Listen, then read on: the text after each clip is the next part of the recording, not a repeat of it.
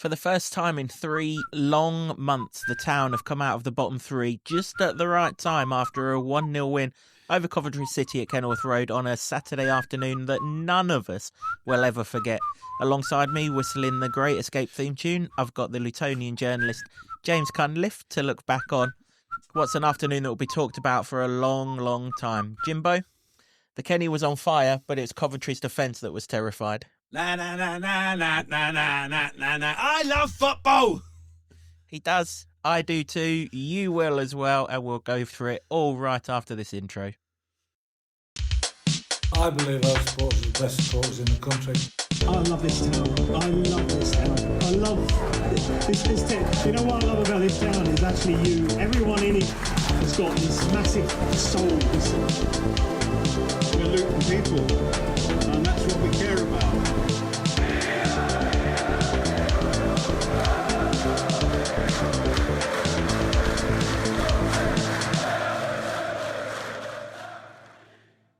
Hello everyone, welcome along to another episode of the Luton Town Supporters Trust podcast, the award-winning, longest-running Luton Town podcast, having scooped bronze in the Best Football League podcast category in the Football Content Awards. This season, our show is in association with Solid, providing opportunities, provisions and assistance so our academy can fulfil their potential. As I mentioned prior to the intro, we are looking back on an afternoon none of us will forget at Kenilworth Road, a truly bonkers afternoon of football. And alongside me to do that, I've got the Lutonian journalist James Cunliffe. We'll go through the game first. We'll cover the presentation evening that went before it. We'll cover the permutations of the last day. We'll do all of that on this podcast. But Jimbo, I felt like I'd gone 12 with Chris Eubank Jr. after that game. That is why we love football. That was the most bonkers ending to a game of football since the last bonkers ending to a game of football. And I saw none of it. I saw absolutely none of it because there was a great big Kenilworth Road post in the way. I had no idea how that went in, but the whole place went absolutely limtastic bonkers. And I'm afraid to say, and I'm not ashamed to say, that I lost all my professional decorum and joined in. There is pictorial evidence of this as well, isn't there? Doing the rounds on Twitter right now. X, whatever you want to call it. Usually we'd start at the beginning. What a load of nonsense that would be. We'll start firmly at the end here, Jimbo, and we'll work our way backwards because, well, I mean, I was in the ground for Berkovic in 2005. I was in the ground for Cal Naismith against Bournemouth. I was in the ground way further back than that when Ian Dowie done it. I mean, there are last-minute limbs and there are last-minute limbs, and there were some last-minute limbs yesterday. I mean, of all the unsung and unlikely heroes for that ball to drop to, had to fall to Shandon Baptiste. Why he didn't just put it in himself, I have no idea. But actually, we'll come on to why it was even sweeter that Binks put it in a minute. But have you heard a noise at Kenilworth Road, like the noise that happened roughly 2:20 yesterday afternoon? I'm genuinely not sure that I have. You know, you think back and you think, well, by rights, surely the Sunderland semi-finals should have been like louder than that. And maybe it was for the whole game, but for one single moment of glorious, triumphant football, I'm not sure I've heard a noise. I've seen legs and arms in the air like that. It was so unbelievable. It was incredible finish. And in terms of stories, like for Shandon Baptiste to come on and be involved in it, I mean, I don't know how they've credited him as having that goal because it should be Jar Jar Binks all day long. But honestly, I've no idea. But I'm glad it happened. And well, he must have seen an opening for the Redeemer title because he can have it this week. Well, indeed, because the man who has had it, well, he wasn't on the pitch at that point, was he? We'll come on to that in a minute. Let's go back to the very beginning then, Jimbo. Town unchanged for the first time in a long time. Matt Bloomfield picked exactly the same 11 that went onto the pitch against Bristol City, which meant that Jordan Clark and Cal Naismith were only good enough for a place on the bench. Lamine Fanny kept his spot in the side, and we were wondering whether Cal would come in for Ted Mengi. None of that. Ted Mengi stayed at centre-half. But most importantly of all, and huge shout-out and chapeau to Thomas Kaminski, who was also in that starting lineup. He's had a week from hell, but he was big enough to overcome that and take his place between the sticks. And for all that, you know, he annoys the life out of me not coming off of his goal line and stuff, you just have to put your hands up and say that's above and beyond the Call of Duty, that is. There's more important things in football, and we're very excited about the football result and how it panned out and everything. But what happened with the death of his father in the middle of the week just puts everything into perspective for him, and for him to come back is it's incredible. He's a proper man, that guy, and I can't give him any higher praise than that, because I don't think there is, to come back and be able to perform. And well, thankfully the team let him watch most of the game, because Luton were that good. But yeah, desperately sad for that to happen to Thomas. We learned about it on the Trust Presentation Evening, and at that point you just sort of think that, well, he'll have to go and deal with that, and that's fine, because that's more important than football. So fair play to him that he's come back, and I think that probably would have meant the world for him. And I think that there's that if anybody had any sort of qualms about so-called disunity, disharmony, no togetherness in this Luton side, I think that the last few months even have sort of like dispelled that anyway, but that's the end of it then. It's like there's none of that. And for Matt Bloomfield to do what he did and travel to Brussels on the Eurostar and accompany him back is well, it was quite high in my estimations anyway, but I think he's gone even higher. And he has with many of you as well, because plenty of you spoke to me about it as I was going in the ground yesterday, whilst we was waiting and things like that.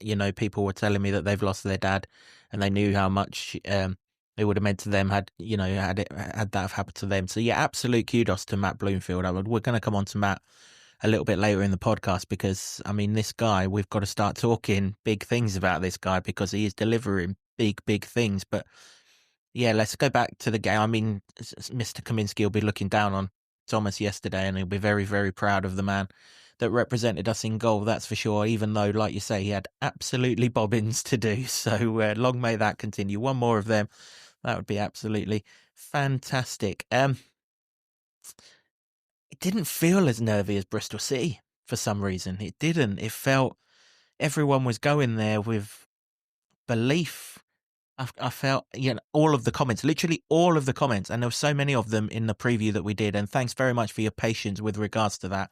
We had a few life issues ourselves during that week, and we were a bit late in getting the review stroke preview out to you, so thanks for bearing with us on that. But everything was positive. Town are going to win this. Big scores were being predicted, and everything, not quite that silly nonsense that you predicted, but big scores were being predicted, and we thank you all for all of that. There really was that, though, wasn't there? Outside in that bar that they've popped up, even though the Sky TV trucks were there, they still managed to get the bar up. It was jovial. It was a real good, feel-good atmosphere before the game. The noise was good. When the players finished their warm-up, the hair started going up on the back of your neck, because that noise was loud as well. And then within 12 minutes, game on then, isn't it? One of our own, Jay Da Silva, decides that Millie Ali's not going to bear down on goal.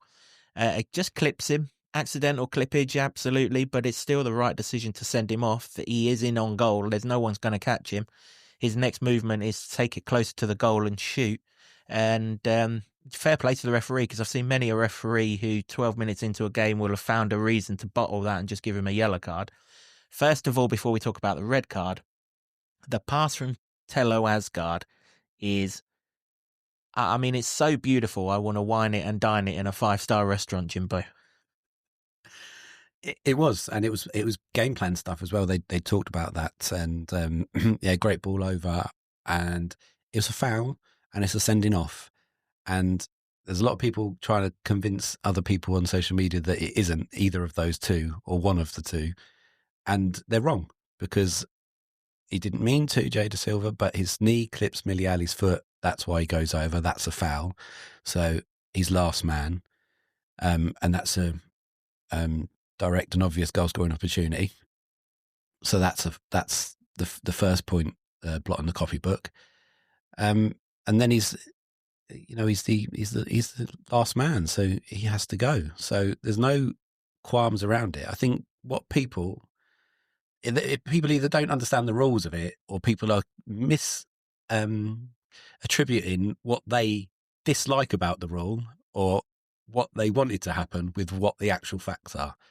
He tripped him. He was the last man. He was through on goal. That's a red card. And, even Frank Lampard had no qualms with it afterwards. So anyone else that has it's just wrong. So let's get that one out of the way. And just to go back as well, because you mentioned before the game and the feel of it, and everybody's feeling jovial and stuff. And confidence, man, it's a hell of a drug.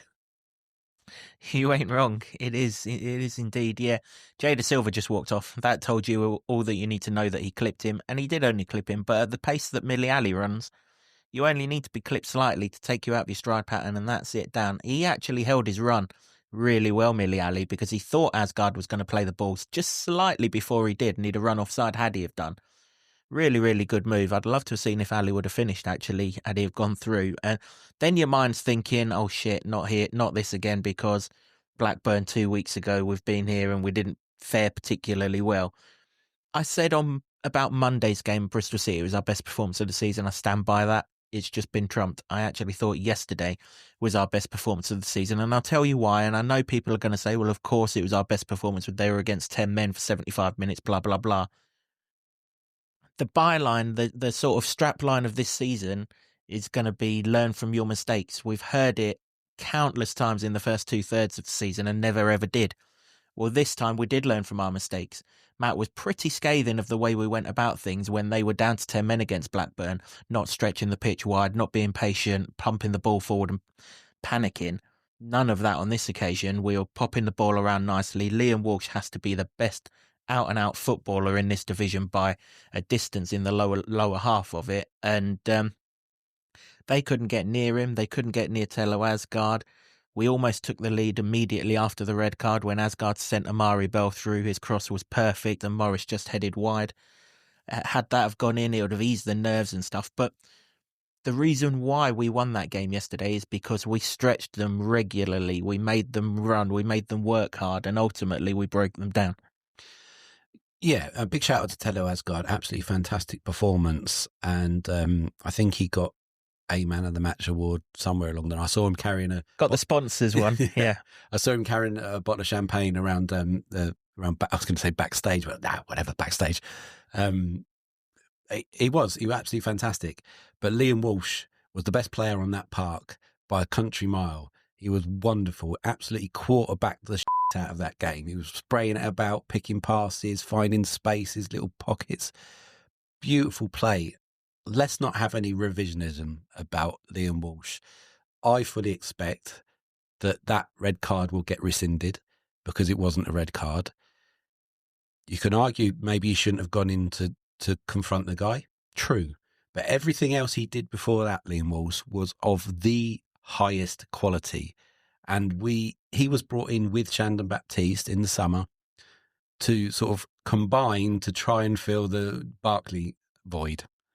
And in the last couple of months, in the last month or so, Liam Walsh has been living up to that. He's not Ross Barkley. Don't get me wrong. I'm not saying that, but he has filled some of that void, and he was outstanding. Yeah, Jimbo's been drinking the fruits of life, but he hasn't been drinking them that strongly. We're not quite there. Yeah, he was, and he was outstanding on the ball, even though he was getting absolutely mullered, wasn't he? I mean, let me just Latter Baudier. Near enough cut him in half like one of those magicians when they put him in boxes and things, right across his waist in the first half. Not even a yellow card for that. Obviously, the referees put the cards back in the pocket after the red card because it took an absolute age for the second yellow card to come, and it could have come at any point in that first half. It could have come to Brad Collins in goal. I think at one point, I've watched Deggy's video back. Luton fans have counted to 27 seconds that he's had the ball in his hands. You won't be doing that next season, Sunshine. Not unless you want to concede a corner. And eventually, right on half-time, Binks wipes out Amari Bell, doesn't he, in the corner, and finally the referees rediscovered his cards and tried to get some kind of semblance of control in it, but it was wave after wave after wave of Luton pressure, wasn't it? And good Luton pressure. Yeah, controlled. It wasn't just pumping it long like we saw against Blackburn. There was variation in the play, which is where Liam Walsh was so good. He was spraying it about. Tello Asgard picking lovely little spaces. Even Amari Bell is back. He was going forward like the old Amari Bell. It was wonderful to see, and they couldn't get to grips with it. And look, you could say that They had 10 men. Of course they did. But the best thing they did was defend doggedly their last line. But everything up to that, Luton were completely dominant. And then even before they lost a man, Luton were doing that. So it just accelerated the one-sided nature of the match, and it was all Luton. But it was such a joy to watch the football on show. And even in this run, when you've gone up to Cardiff in the first half and nobody could bloody pass to each other, to that, the turnaround from that shite, even though we won the game, to what we saw yesterday, and even against Bristol City on Monday, is remarkable. And again, confidence, hell of a drug. It is, and there are a lot of them, a lot of the players that have got plenty of it. I remember it was only about 6 weeks ago I was sat here next to you, Jimbo, begging, pleading, literally begging for these new January signings to be played more and more and more. And finally we're getting them. And I mean, Millie Ali has just transformed the fortunes of this side going forward. There's no doubt about that. But Lamine Fanny is quietly going about his business in a very, very nice way. And we'll come on to his chance in the second half, because the movement and the ball skills for that to get him in was brilliant. But he's just got a natural athleticism across the ground that next season, when we settle into a formation that Matt wants to play, I can see him being a big, big player for this club. I can. He's really grown into it. That's 3 games on the spin that he's got the nod now, and from earlier in Bloomfield's tenure when he wasn't getting a look in really. But he always did say that he's a good player. He's just got to get up to speed. It's different gravy playing in Sweden to the Championship, which is probably still the 6th best league in Europe. Maybe not this year because it's been diabolical, but generally. But yeah, he is shaping up to be a top player, but he was always going to be a next season player, always. Yeah, indeed, yeah. 0-0 at half time, and you're kind of like, are we going to pay the price for missing a few chances in that first half? Was it going to be Middlesbrough again, where we've knocked on the door, Sheffield United knocked on the door and going to get gubbed by a playoff chasing side in the second half? Obviously, they only had 10 men, weren't doing much attacking. That kind of eased that threat a little bit. But you did kind of wonder what would happen at half-time, because we'd already started getting the tactics in play, because someone on the coaching staff told Kaminsky to go down 10 minutes before half-time for treatment, and not everyone's over there, aren't they, getting the old tactics sorted out and things like that. But and then at half-time, I was kind of wondering, the other thing I noticed in that first half, someone from the bench came around and told all of the ball boys in front of the Kenilworth Road stand to get you and the balls down that end, because they were all ending up in the Coventry end, weren't they? So there was never a ball there for Collins to restart the game, so he was able to take 2 or 3 minutes. They sent all the balls up in that direction, so there was always a football there, and eventually, the referee cottoned on what was going on, and eventually, I mean, it took a bloody age. It did, yeah. I told you off camera why I'm kind of glad that it took as long as it did. But, half-time, Cal Naismith came on for Chris Makosso. Need to start calling him Chris, not Christ. We haven't put the video of you talking to him out on the presentation evening out, folks. You've got to take my word for it. A geezer who don't speak much English against a geezer who don't speak much French makes for a very, very good interview to watch. But unfortunately, there was sound issues in the background that we can't put that out. But the Cal Naismith one I was really happy with, because we saw all of the ball in the first half. I love Chris to bits. I wouldn't say his composure on the ball's quite there yet, and certainly nowhere near a Cal Naismith level. And that made an awful lot of sense. So Tedamengi went across to the right-hand side of the defence. Cal Naismith came in on the left side of the defence. And when we were attacking, it was quite clearly a 4-4-2, because Amari Bell was so far down that line, it was untrue. And where that was good was because in the first half, Tello likes to drift to the left, cut inside and hit a pinger into the top corner. They'd scouted that move, hadn't they? But with Bell playing a little bit further forward, it meant that Rudoni, however you pronounce his name, had to look after Amari Bell a bit. And it just opened up a little bit of space for Tello Asgard to do his thing in the second half. And we looked much the better for it. I have to say, I saw one of the best saves I've ever seen.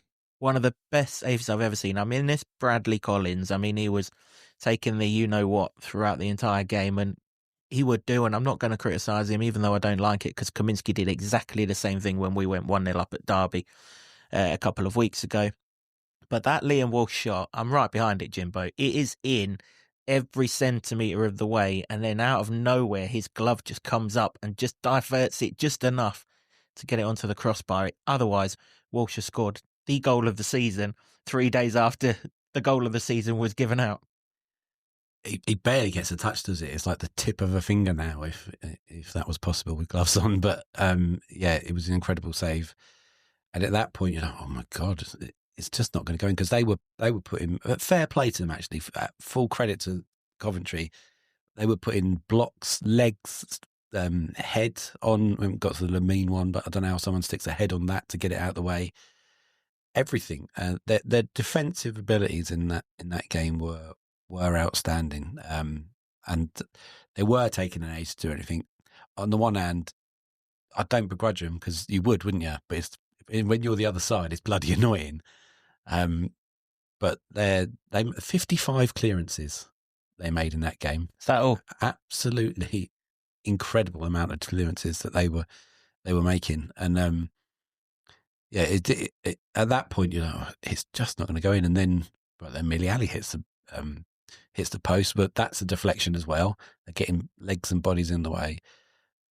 Absolutely outstanding. But sort of in the fullness of it, it makes it even more impressive, the victory against them, because they're clearly a well-organised, very well-drilled side. And they're in the playoffs. Now, Luton have just played Bristol Rovers and Coventry, both in the last 2 playoff spots, and played them off the park. I don't care if you're talking about one of them's against 10 men. From where we were 3 months ago to playing 2 top 6 sides off the park is remarkable turnaround. Bristol City, you've got to think about Bristol Rovers on this podcast. Bristol City and Coventry. You are spot on, and in between the 2 times that we hit the woodwork, we played Lamine Fanning clean through on goal, didn't we? Literally the last thing that he did in the game before Jordan Clark came on. I think it was Morris who played the ball round the corner to him. On another day, a guy who's been playing in English football for 12 months or something would have the composure to lift that up. He tried to slide it around the side of him, didn't he, and kept his foot on the ground.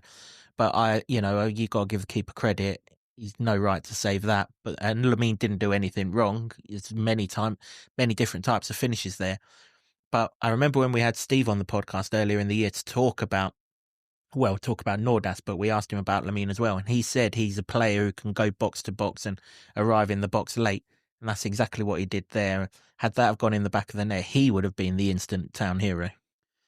Yeah, and he didn't do anything to deserve to be taken off, but it was just the impetus of getting Clark on, who could maybe pick a better pass in a tight space, which is probably where it was. It wasn't anything to do with the fact that he missed that shot, and he had a very good game. If it wasn't for the fact that Liam Walsh put him on a best midfield performances we've seen this season, and Tello Asgard is unbelievably growing into this side. Like as a man you can pick out, who can hold it up and bring people into play, and then if you give him half a yard, he's whacking it from 25 yards. If it wasn't for those things, then there'd be more raving about Fanning's performance, because it was, completely all action. And we're well at the end of, and we probably won't see him again, the end of the Pelly era. And at his best, when he was box to box, that's the sort of cut and thrust that he gave Luton. And maybe that we've got a replacement there.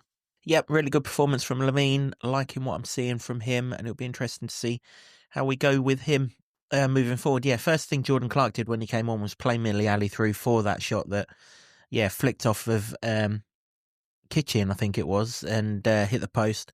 I mean, how's your luck? I mean, for that to come out as well, that's hit the inside of the post and come out, not fall into a Luton player, and you are starting to think this ain't going to be our day, and starting to wonder what the best result is later on in the afternoon between Hull and Derby and everything else. And then that probably became even more the case, didn't it? Sort of 20 minutes to go or whatever. I mean, Liam Walsh gets a yellow card for a tackle on the halfway line, which he slips into. I don't think that was a yellow card anyway. It wasn't even a tackle, I don't think. He just slipped and fell in front of the guy. So for that to be a yellow card is unbelievably harsh, particularly when he'd been side down near Luton's own corner flag earlier, not too long before that, really.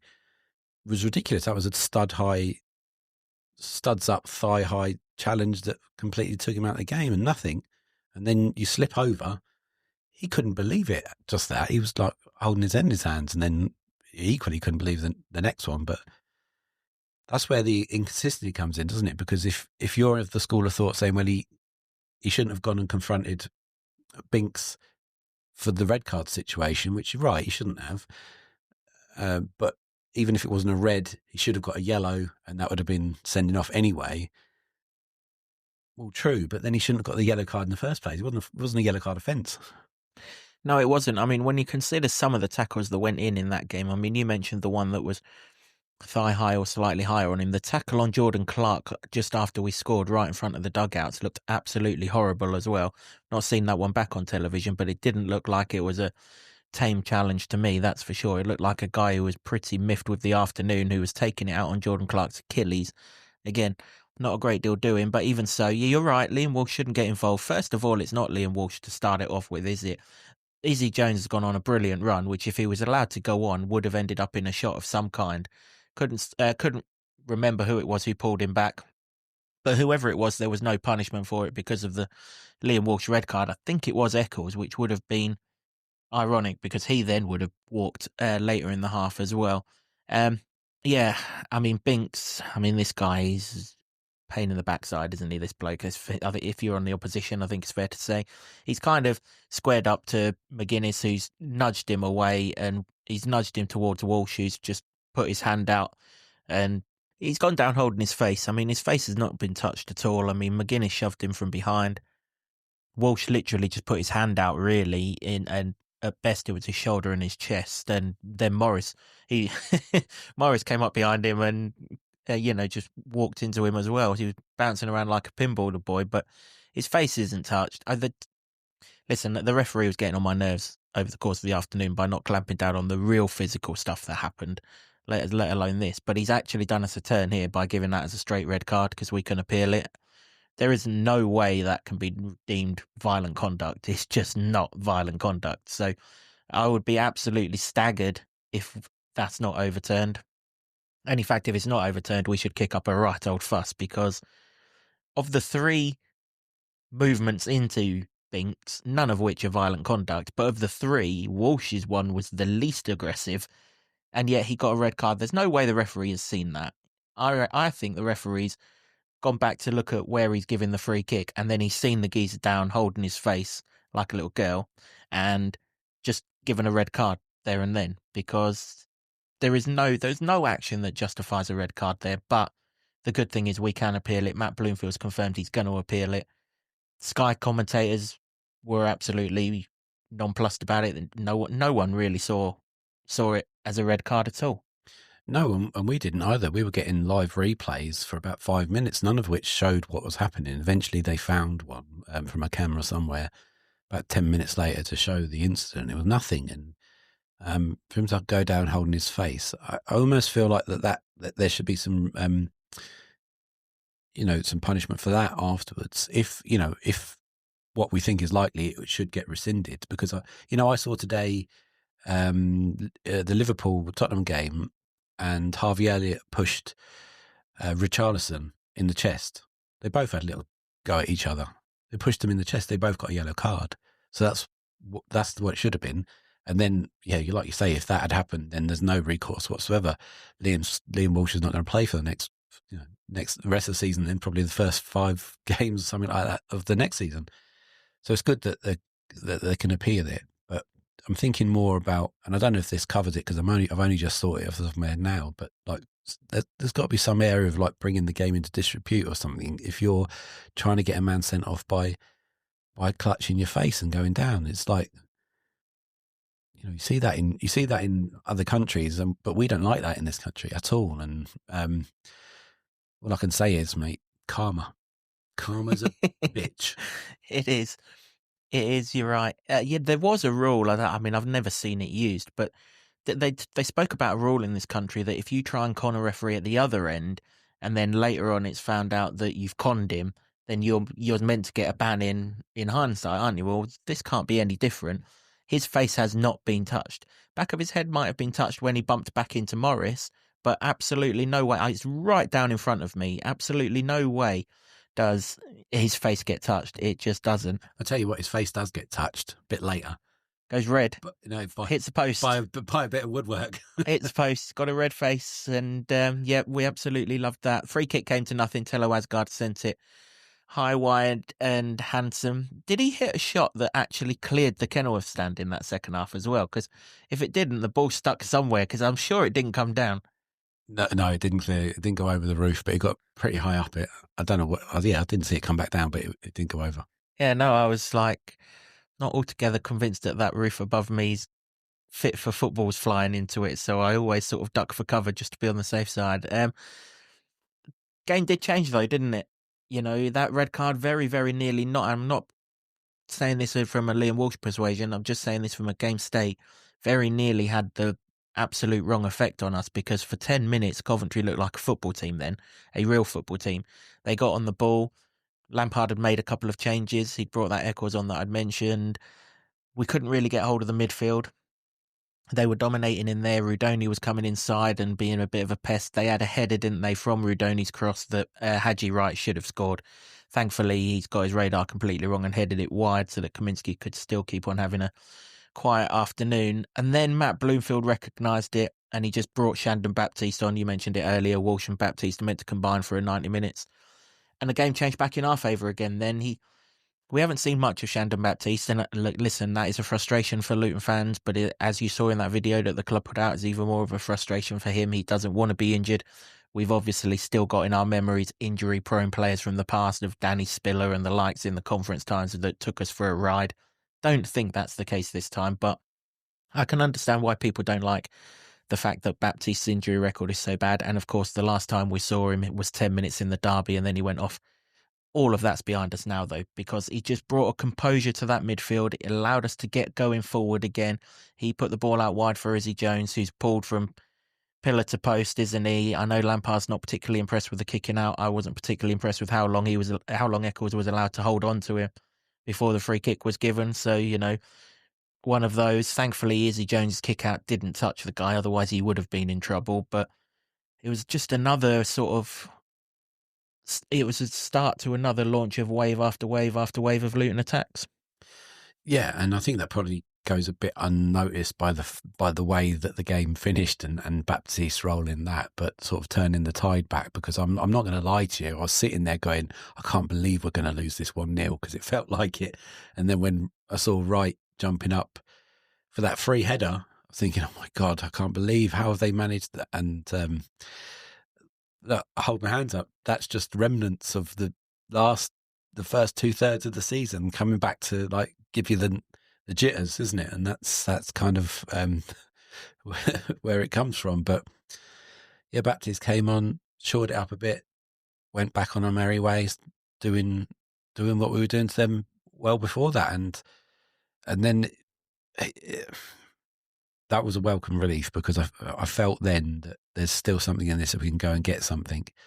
I didn't know it would come in the way it did, and it makes it all the more sweeter that it did. I guess one of the reasons why Lampard made a point about the Izzy Jones kick out is because it's Izzy Jones' long ball into the box. Carlton Morris deserves a lot of credit here, because that ball's going nowhere. He runs into a lost cause and just causes enough havoc to get the defender and the goalkeeper's attention away from each other. Obviously, their communication wasn't great, because if it was, Collins just screams at the defender to leave it. He's got absolutely no pressure on him whatsoever.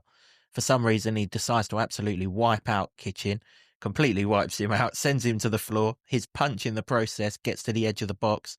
There's Shandon Baptiste from the Kenilworth end. I can see that 2/3 of the goal's wide open. I'm just expecting him to roll it into it. For some reason, I don't know why, he rolls it to Binks. For an even more reason that I don't know why, Binks decides to divert it into the bottom corner, and then pandemonium ensues. Unbelievable. I didn't see it live. I was completely bemused. I didn't know how it got in, and I've watched it 100 million times since, and I still don't know how he's put that in. But he is Fankati Dabo the second. He Mick Harforded the hell out of that relegation own goal, and it is glorious. What a scene at the end of that. Obviously, coming back full circle to what we mentioned at the beginning, but the noise of that was just incredible. It's bringing sort of hairs up on the back of my neck now, just talking about it. That is what you go to football for. And it is probably better than any feeling or any emotion you can ever wish to have. I mean, listen, I've had 2 kids, very important days, but they're scary when that happens. I don't know, pick any other great moment in your life. And try and compare it, but for unbridled joy and passion and just a release of endorphins and euphoria and emotion, there is nothing better than a goal, and there's nothing better than a late goal. And on this occasion, there's nothing better than Jar Jar Binks sticking it in his own onion bag. What an absolute goal! And then nut in the post for good measure as well. Yeah. Yeah, my sister has a watch on. She's a bit of a runner. It flashed up her heart rate at the time after she finished celebrating that goal, 142. She was going absolutely.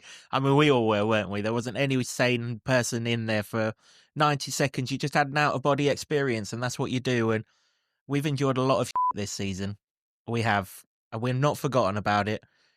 But the reason why we endure all of this and we keep on going and we keep on going and we keep on going are for minutes like that, because for 120 seconds of glorious jubilation, you just forget where you are in the world, don't you? And you just go absolutely mad. And I love it, Jimbo. I love it. It reminded me of Keith Keane's corner that sailed straight into that exact same corner of that exact same goal.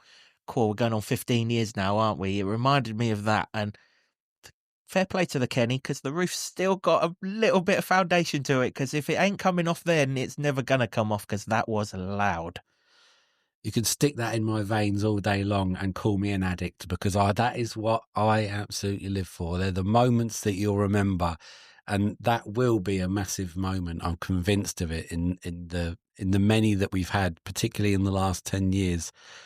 Watching this football club, it was just sensational ending, and for Baptiste to be credited with it, I mean, it's Binks has put that in. That kind of redeems a little bit of where he's been at this season, and it took the pressure off Liam Walsh, because I mean, he's been mugged off there. He had a fantastic game of football, and he's been mugged off by a bizarre decision and cheating. Let's call it what it is, cheating. And for it to all come together in the way that it did is just it when people say things like this, the Luton way, or that's Luton, that's what it is. And you can't really sort of sum it up in words. It's a feeling, isn't it? And that was it. When I've said in recent podcasts that Matt Bloomfield's given us our club back, that's what I mean. Only scenes like that only happen at that football ground. God, I don't know what we're going to do when we leave that football ground, but I swear to God, scenes only happen at that football ground. It's a magical little place.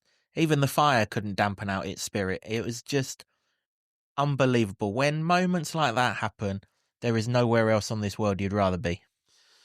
Not for me, mate. It was an absolute privilege to be there. And just walking around afterwards, because it was an early kickoff coming out.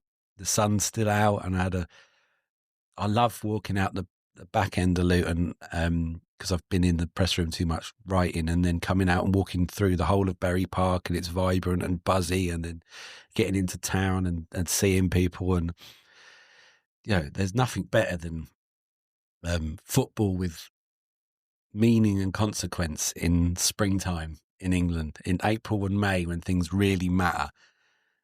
We wanted it to be at the other end, but when it really mattered then, particularly because of the results that happened on the 3 PMs, Cheers, Hull. It was vital that we got that win, and it's still in our hands. And you talk about the sort of confidence and the feeling about the game before Coventry. I think that rolls into the West Midlands. We go up to West Bromwich Albion with the same feeling, because we've just played Bristol City and Coventry City, and they've barely had a sniff, and it's been all us. And they're two teams going for something. The confidence of it, I just cannot wait for Saturday. Bring it on. Why do we have to endure the turgidness of Monday, Tuesday, Wednesday, Thursday and Friday? Let's just scrap them off and get to Saturday. Yeah, I did say in the last podcast, didn't I? I don't hate Matt Bloomfield for much, but the fact that he's making these weeks drag again, I'm starting to hate him for that, because you're right. Saturday just cannot come quick enough. If you're one of the 2,500 lucky ones that got a ticket to that away end on Saturday, this week's going to go very, very slow. But save those voices, because the decibels are going to be needed again on Saturday. Let's hear from Matt Bloomfield. Jimbo caught up with him in the post-match press conference with a very jubilant, euphoric, knackered, emotional, and every other word that comes to mind, Matt Bloomfield, who masterminded yet another special day at Kenilworth Road. Yeah, if you're asking me to sum it up, I'm going to struggle. It was just been a whole range of emotions. A lovely moment for Shandon, because he's a boy who cares. And I've really felt from this season, because he's got himself going, then had a couple of breakdowns, but he's gone about his work so well. He's someone I've admired from afar. I've said it before. For a number of years, he's a top player, a really top player. And for him to have that moment after such a frustrating season, football throws up these stories, doesn't it? And I'm really pleased for him. The team spirit and the togetherness has been growing for a while now, and for the boys to share that moment together was very special. It was that elation with it coming so late. It was probably more euphoric than it would have been had it been slightly different. I think I lost it for a moment, didn't I? I don't think that it's easy to contain yourself in those moments, because the game is about emotion. Life is obviously throws you these challenges, and we've just tried to stay as calm as we can with our jobs here and try and think as clearly as possible, but it's not easy to do when the moment like that throws itself. And maybe it was slightly fortuitous in terms of the way it came about, but I think we earned that in the way we'd been really knocking at the door. Even when it was 10 against 10, it was still us looking likely to go and score. The lads had a real determination about them, but it could have easily not been that. So we understand that the game is on moments. Our matches have been on moments. Blackburn at home hit the bar twice and missed a couple of chances, and it reflects poorly today. Could have been that way if we don't take that moment in the end, but we've been working so incredibly hard. I think we earned that today. I absolutely loved being in the ground today. From the minute we walked out for the warm-up, from the minute the game kicked off, just hearing our supporters in full voice, and they could have got frustrated at times because it looked like maybe it wasn't going to be our day, but they really stayed with us. So I just need to say the biggest thank you to them, because they were incredible today. Yeah, I said on a post that I put on Facebook, Jimbo, Matt Bloomfield's a miracle man to have this team where he's got it. Because, listen, I've sat in front of these cameras a few times this season. I've not been able to see where we were going. I couldn't. I come away from Watford. I told him this on Wednesday night at the presentation evening. I come away from Watford. I could not see. I saw the end of the tunnel, but I couldn't see the light of it because I just couldn't see it. I sat here after the Blackburn game. I wasn't all doom and gloom after the Blackburn game. I didn't think it was completely over. But I read our top 10 record: 1 win, 4 draws, 12 defeats. I couldn't see where 2, maybe 3 wins in 2 or 3 were going to come from. The transformation that this guy has put on this team, starting off defensively, of course it started off defensively. It had to. We were conceding goals like a sieve. And now we're going forward and, okay, the goal output probably still isn't at a level that he would want in relation to the percentage of the chances that we're having. Loads of chances yesterday, 18 corners yesterday, 4 big chances. And every other stat going to man was really, really positive for Luton. But now when we go forward, you feel like we're going to score. Whereas a month ago, you felt like we were going to create a miss. But now you think that goal will come because we go to the bitter end, and he's got that back in us. He alluded, we're not going to state everything that he said at the presentation evening because he said a lot in confidence, and those of you that were there paid you money you deserve to hear that. But he kind of embraced why he thinks we've got our fitness back with terms of training days, and Jordan Clark alluded to pre-match routines and things like that. Whatever it is that the guy's done, next season's going to be fantastic. If we complete the job on Saturday, we could really go places. Our last 11 games, so that's since that Watford game that I couldn't see the light at the end of the tunnel, 6 wins, 3 draws, 2 defeats. That's 21 points from 11 games. You multiply 21 points times 4 to get you to 44 games. You've got 84 points. You've got 2 more games to get a complete season. You're in the realms of automatic promotion with 84 points.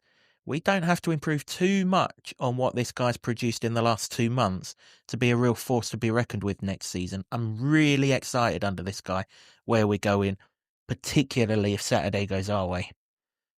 Yeah, it's a really important thing to mention, because we can see the form table. We're one of the form teams in the division, and other than Burnley, we've conceded the least amount of goals in this 10-game stretch.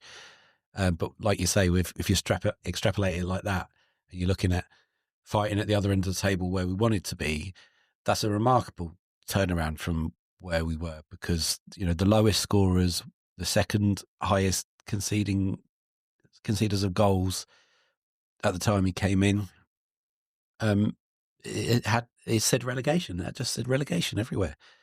And to get that sort of form out of these players, which we kind of thought was there, so there's still a question of why it wasn't for a while, but he's got it back, and he's got them running to the very end. And Luton don't score that goal 3 months ago because they're knackered. They don't believe it.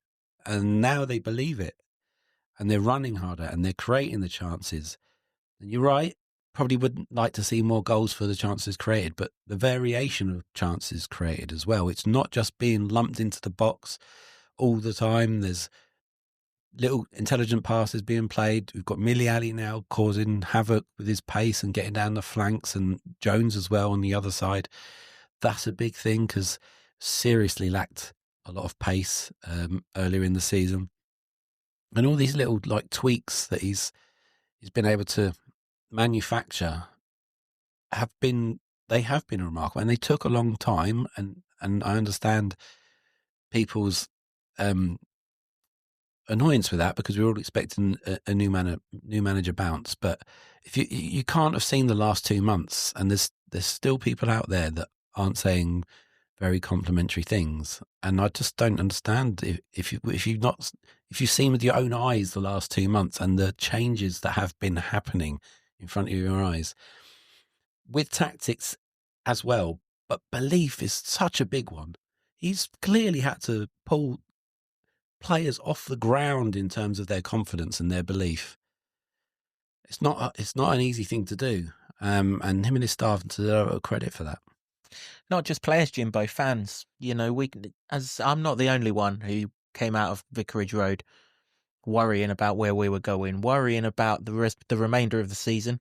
Couldn't see where the next win was coming from at that point, worrying about whether Matt was going to go into next season under a whole bunch of pressure because we hadn't won many games this season or anything like that. Now, in the matter of 6 weeks or so, I mean, the crazy world that we live in, if we win on Saturday and they lose, we finish the season 4 points behind Watford.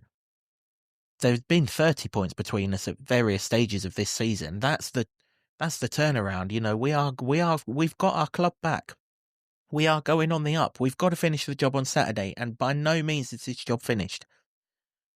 But I think everyone's going there on Saturday now believing that we can finish this job, and rather than wondering if we can finish this job. And that's a massive, massive thing. Cannot overestimate or highlight the enjoyment I've had in these last 3 days. 3 games. That away end at Derby was special. It was. If you were in it, you'll know what I'm talking about, because it was just special. Certain scenes on Monday were wonderful. And then that minute yesterday was just pure football. Yeah, and you put them all together, and it just the whole tide and shift of momentum towards what we all hope and think and believe now will happen is incredible. I don't think that you probably can easily explain it it, even if you tried. And I'm not sure you'd ever get the full picture of how it happened. But, even it could go either way still, couldn't it? But it's in the hands. So you've got to win and then fine. And maybe a point and permutations elsewhere could still do it. But I mean, even if it doesn't go that way, you can see the work there. You can see the building blocks of something. We hope it's in the Championship, obviously, but to even have that from the low points that we were at, and everybody was at, and everybody's been feeling it, and like it was horrible. It's horrible to come in here sometimes and record it. Don't get me wrong, I love doing it. Nobody's forcing me to. I like podcasting. I chat with my mate. We talk about football. We get it off our chests. Sometimes we feel better. But to come in when there's been zero positivity to talk about what you've seen, it's quite hard, isn't it? And done our best, but I'm not going to make no bones about being absolutely buzzing about the last stretch of games. The last 2 months, the last week in particular has been absolutely fantastic. And, for Smiles to be back is some job. It is, yeah. As I said earlier in the podcast, you enjoy the lows, and when you do, the highs are so much sweeter, and we're fans and we're going to enjoy the highs, and let's hope we get the highest high of them all on Saturday. I tell you what, talking of highs and adrenaline, whatever the Universal are going to build up the road, it's going to have to be something to produce the adrenaline rush that goal did yesterday, Jimbo. That's what I'm saying. There is no emotion, no feeling better than a last gasp winner. And even just an ordinary winner would be the best feeling in the world. The different little mini stories in that one passage of play for that goal makes it even better. But there's not a single thing, and you could put it in the comments all you like, there isn't a single thing better than a last-minute goal. Absolutely live for it. Indeed so, yeah. So what it all means, the Town go to West Brom on Saturday in control of our own destiny. I'm sure every single person out there listening to this or watching this has had that league table on microscope for the last 24 hours trying to work it all out. Above the line. We're above the bloody line. For the first time since Matt Bloomfield stepped onto Kenilworth Road. Just to see that is ridiculous, because you can, this last 2 months have been amazing. The points tally you said, but the others have been winning as well. It's been so difficult to still be like winning and getting these points and thinking we should be out in any other season when they've all just been winning. And now we're above, and now we just got to stay there. And that's it. Win at West Brom. Luton Town are officially safe. We're officially playing Championship football next season. No questions asked. Kind of gets a little trickier if we draw at West Brom. But if we do draw at West Brom, if Hull would then need to win, draw wouldn't be on their side. Or we would need one of Preston or Derby not to win. Derby are at home to Stoke. Preston are away at Bristol City, who still need, depending on what they do on Monday night, still need a result to get into the playoffs. So, a draw could well be enough. Let's not go down that route. Let's hopefully win the game and we'll do the business. Hey, there is a school of thought, or there is a route out if we lose the game at West Brom, and crikey, let's hope that doesn't happen. If Portsmouth were to beat Hull, all bets are off. We're absolutely fine anyway. In fact, if Portsmouth beat Hull, the table will not change from there on in. So that's a key result to look out for on Saturday. But ultimately, the thing that matters most is if Luton go to West Brom and win, and I'll tell you when the last time we did that is in the preview, because it's a long time ago, unfortunately. But if Luton go to West Brom and pick up 3 points and finish the season with 4 wins in the second tier for the first time in, I think it's 70 years, we are safe. And we will definitely go up one place, because we'll go up above whoever drops points in the Derby against Stoke game. We'll probably finish something like 18th or 19th and think, what the hell have we been worrying about for the last 2 months, Jimbo? I will take that. I will take it all day long. And then we just regroup and we go again, and we try and we think about why it happened. We try and discuss it, try and make sense of it, but then we cut this horrible season off, apart from the last 2 months, and forget about it, and then just realise that the last 2 months have been building blocks for the Matt Bloomfield era. Speaking of building blocks, you won't hear this because our microphones are really good, but someone's doing some sort of building around this building, aren't they? Because all we can hear is banging right now. You like to think they're doing some building, but mate, it could be something else. They could be having a better time than we are. Well, I certainly wouldn't be having a better time than what we had yesterday, Jimbo, that is for sure. Yeah, it's not just Town's fortunes going down to the last day, Jimbo. Our score prediction competition's going down to the last day as well, because T Watts LTFC, I've got your name right this time, spot on with 1-0. Clare went 2-1 Luton, so 2-point swing leaves Clare 3 points in front, as you'll see on this leaderboard right now, with one game to go. So if they get the result completely opposite, and then T Watts LTFC gets the correct score, we've got ourselves a tie. We'll come up with a tiebreaker should that happen in the West Brom review. West Brom preview. We'll get a tiebreaker just in case you two do draw. Well done everyone who's got correct scores right, including you, Soulful Hatter, who went 1-0 Luton for this game as well. Absolutely spot on. So many Luton win predictions. It's great to see. And well, we're not even relying on this reverse psychology nonsense no more, are we? It's all right. Champione, champione. Mate, you can have it. You can absolutely have it, because for the first time in quite some time, Jimbo got me a beer at the presentation evening on Wednesday. So I can't even begrudge losing to him. Unbelievable scenes they were. Unbelievable scenes. He didn't actually get it. He gave Mike of the Luton News his card. Quite how he only coughed up 3 pints in that scenario, to me, Jimbo and Mike, I've no idea, but that's what happened. Well, I haven't checked my bank statement yet, and I'm not sure I've got the card back. Didn't even check. So, Mike could be on his heels somewhere down in Acapulco. He's could be well on his. Well, it was his birthday on Friday. Happy birthday, Mike! I know you listen. Maybe he's bought himself a present or two. Let's just go on to the presentation evening. First of all, thanks to everyone who attended the night. Really, really short notice that we had to organise this. We hope that you enjoyed the night. New venue, new host. Worked well though, didn't it, really? To be fair, Simon couldn't do it. He's at work conference. That was a shame, because we love having Simon host our events. But Justin's just got that touch of sort of radio humour about him that made for a really fun night. Jordan Clark, obviously the big winner. He won the 4 big awards. He won the Players Player of the Season, the Trust Members Player of the Season, the Goal of the Season. Of course, he won Goal of the Season, although Liam Walsh might have had that trophy and snatched it off him yesterday. And he also won the Young Supporters Player of the Season. Thomas Kaminski won the 2 Man of the Match awards, Ian Pearce Memorial Trophy and the Bobbers Away Player of the Season. And that was nice that he got those awards on the pitch before the game yesterday as well, wasn't it, in front of everyone. And Chris Mancoso was Matt Bloomfield's choice as Young Player of the Year. And he was also the signing, of course, he was the signing of the season, although Tello Asgard does actually have merits to that award as well, as does Millie Ali, has to be said. Nice presentation evening. I know that there's a lot of people out there who don't think that we should reward failure of this season, and that's fine if that's your opinion, but I thought Justin did it really well at the start by just galvanising everyone, and there were people in the room that wanted to show the players that they're right behind them for the final 2 games. And the mood kind of lifted and everything, didn't it? It just worked out right. And maybe it just contributed a little bit more to what happened on the pitch yesterday.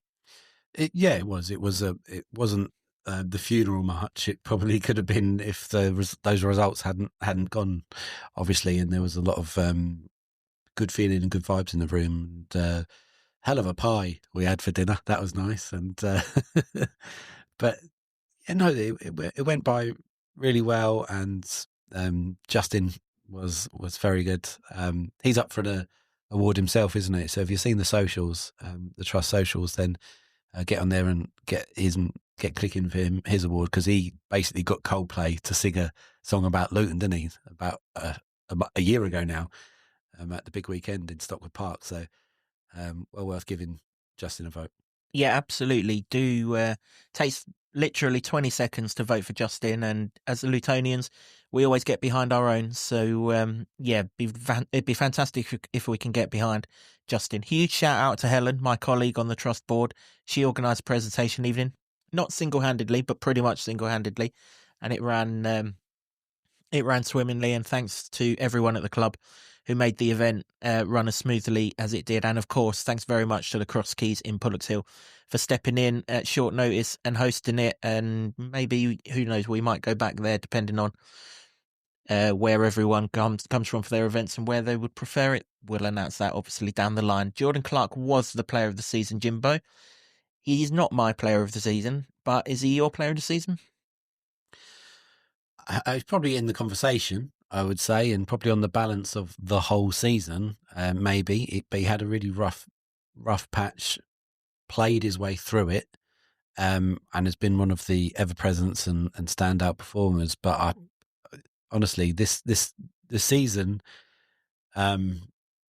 began after Watford. For me, the rest of that is just forgettable nonsense that was horrible to watch and horrible to experience. And everything since after Watford has been on the up and up, largely with a couple of blips.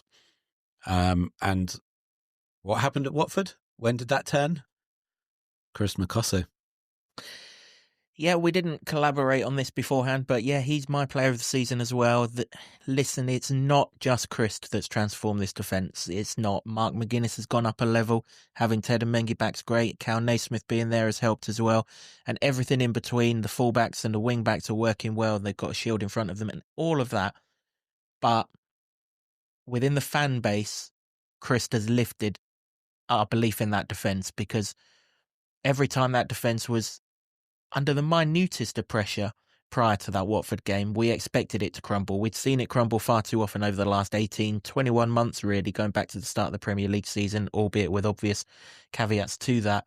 Now, whenever it's attacked, you're absolutely comfortable and you're waiting for us to win the ball back and go up the other end. And he has been absolutely massive. Jimbo will vouch for the fact that he can't speak a word of the lingo, because I mean, the interview Jimbo was trying to get out of him was... And neither can Chris Makosso. well, indeed, yeah. To be fair, a guy who can't speak any English still speaks better English than Jimbo at times, it has to be said. But, yeah, he is my player of the season. He's absolutely right to be the young player of the season. He's absolutely right to be the signing of the season. But you are right, this season is not a 46-game entity. This season is a 12-game entity, and of those 12 games, I think Chris Makosso has had the biggest impact. He has just been fantastic. He's great to watch. There's a fun nature about him when we watch him play. He's clearly enjoying his football. He gets behind the crowd. He tried to speak English, didn't he, on the stage the other night? If you were there, or if you've seen Deggy's video and you've seen the interactions with him and Ted and Mengi trying to translate and everything, it was just fantastic fun, wasn't it? And it was great. And I just want to see more of the kid, because I just so enjoy watching him play. He reminds me of when Curtis Davies walked into the team 20 years ago. He's had that exact same impact in lifting those around him. He can do his job. He can do the job of others. And we'll go places with him in the back line, whether it's 2, 3, 4, 5, 6, however many of them it is next season. He's a permanent fixture now. Yeah, he's got to be. He's really taken... The only way you can get in, really, as a young player is when things have gone tits up or there's been an injury and you've got come in and you take your chance. You just look at James Justin, got the injury to Dan Potts. He was second fiddle and then he come in and now he's a Premier League player. Well, now not again. They've gone back down to the Championship, and he was, before he got his injury, he was called up to the England squad and stuff like that. And that was all because he got his chance and he took it. And so was Chris Makosso, taking his chance. He's got pace, so there's a recovering aspect if there's anything goes wrong, but he's unburdened by the stuff that went on before the season, earlier in the season, because he wasn't here until January. And he's just a joy to watch. And I've stood next to him now doing that interview that you'll never see because neither of us could understand each other. And he is a giant, and there is no wonder that Luton have got the meanest defence in this last 10 run of games, other than Burnley, the second meanest defence, when he's in the team, because you don't get past him. He's an absolute mountain of a man, and it's been a revelation, really. And if that's his start, then what's his ceiling? Yeah, let's hope we find out next season. For sure, yeah. I mean, listen, he's the kind of prospect that you've got to enjoy, because we're not going to have him for very long, because he'll go right to the very top. But much like James Justin, as you just mentioned, but whilst he's here, we're gonna get some good times, and we're gonna get some good football, and we'll get a good transfer fee at the end of it. That is for sure. Thanks for everyone who came up to me yesterday. There were absolutely loads of you. Obviously, always appreciate your comments. Love hearing how much you're enjoying the podcast, particularly more recently. We know it was a hard listen or a hard watch earlier in the season, but we're so glad that you're enjoying it now, and hopefully you've enjoyed this one, because this was probably the best game of all of them to relive. I should just say there was a couple of people at the presentation evening who were trying to speak to me over the course of the night. Sorry, I end up chasing my own tail at presentation evenings with so much going on with regards to the trust. I try and speak to everyone. There was 2 people that I didn't get back to, though. If you watch this podcast, I really do apologise. It's just a night that I'm here, there and everywhere. So, yeah, I apologise for that. But if you see me at West Brom, by all means come up to me, and I'll happily have a chat and things like that. You've been getting lots of people come up to you as well, haven't you? Loving it. And, yeah, fantastic. And you're now famous on Twitter for your celebrations of something you didn't even see. Yeah, if you haven't seen it, go on my Twitter. If it's possible to link to it on the show notes, I will, because I didn't. It was a screenshot from somebody else's video, which is also very good. I'll just put that video on. It's a very good watch to relive it if you weren't there. But the screenshot that I got sent is the face of a man that split seconds earlier was just about to curse yet another missed chance, and then suddenly Kenilworth Road erupted into something I didn't see because there's a great big post in my way, as is Kenilworth Road and the joys of it. And I've just lost my As did I have to say. I've got bruises in places I didn't think I could be bruised. Someone's done some right damage to my shoulder. I don't know who, I don't know how, and I don't care where or when, but something's happened whilst we were celebrating that goal. But I would do it all again in a heartbeat. If we have to do that again on Saturday, I'm all for it. And yeah, bring it on. So there we are. We're still in control of our own destiny, with one last dance to go. Thanks for watching or listening to the podcast, however it is that you consumed it. We really, really do appreciate your support. It's been absolutely fantastic, guys. Thanks very much for that. Thanks also to the Barber Club and the Lower Level in Luton for hosting our studio, to Sean Grant and the Wolfgang for our intro music, and to Ed Smith Creative for all the designs that you see on set. Until next time, where we'll preview the culmination of The Great Escape from Jimbo and myself. Come on, you Hatters, we can do this. I believe our supporters are the best supporters in the country. I love this town. I love this town. I love this town. You know what I love about this town is actually you. Everyone in it has got this massive soul. We're Luton people, and that's what we care about.